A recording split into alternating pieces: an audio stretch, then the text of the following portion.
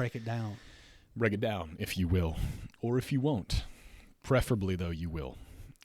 So, what would we say if you had to choose something, Deacon Max? What would you say is the first major theme that you see in this song, "Want to Be Loved"? Okay, so you could probably gather it by the title, "Want to Be Loved." That's a refrain. That's a chorus. I just want to be loved, which tells us something about the yearning of the band's soul, right? And this is something that I think we all have. We all have a desire to want to be loved. And in fact, I was just thinking about this. I was reading this in, I think it was JP2. Yes. He was talking about how we all have the desire to be loved as human beings, but also we are the only creatures able to actually receive and give love. Yeah. Right? Well, angels.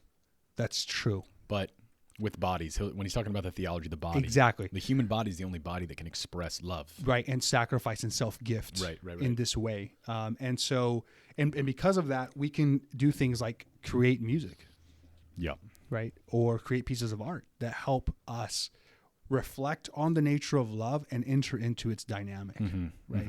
And so this song, right, I would say that's like the first thing, a desire for love, for communion, for intimacy. Yes. And this is something that all human beings have. This is yeah, I mean, John Paul II will say things like the meaning of human life is found in giving and receiving love, which sounds nice and hallmarky and cliche if you think about it for just a second, but then if you stop and pause and reflect on it for more than a second, you'll realize that it's incredible. This was St. Augustine's motif. This is kind of the Christian reality and recognition, right? It's like St. Augustine has a famous line that says, like, every person that goes to a brothel is seeking love, seeking communion, seeking intimacy.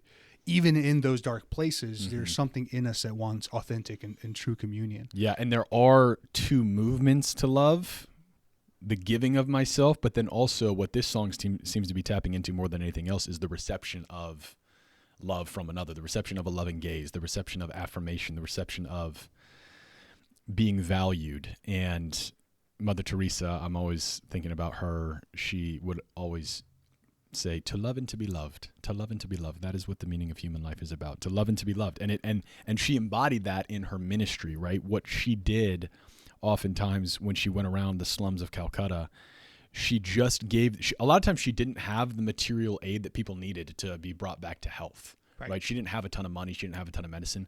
But what she did have was the capacity to satisfy the desire of the human heart to be looked upon with love. And that seems to be, so that's what she would do. You know, she would nurse people and care for them and look into their eyes, maybe for the first time in a long time that somebody had actually looked at them and said their name. And even if they were about to die, she gave them that incredible gift, which is actually more important than the gift of bread, right? Man does not live by bread alone.